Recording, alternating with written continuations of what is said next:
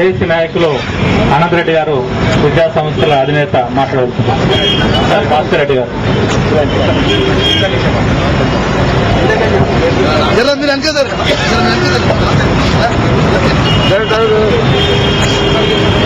తెలంగాణ విద్యా సంస్థల ఐక్య వేదిక చైర్మన్ గా తెలంగాణ విద్యా సంస్థల తరఫున ఇక్కడ తెలంగాణ కోసం ఎవరైతే పోరాడుతున్నారో ప్రజలు వాళ్ళందరికీ మా సంఘీభావం ఎప్పుడు తెలియజేస్తూనే ఉన్నాం.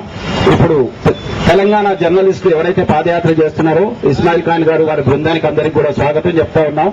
ఎల్లవేళలా తెలంగాణ కోసం పాటుపడే వాళ్ళ కోసం తెలంగాణ విద్యా సంస్థల తరఫున విద్యా సంస్థలు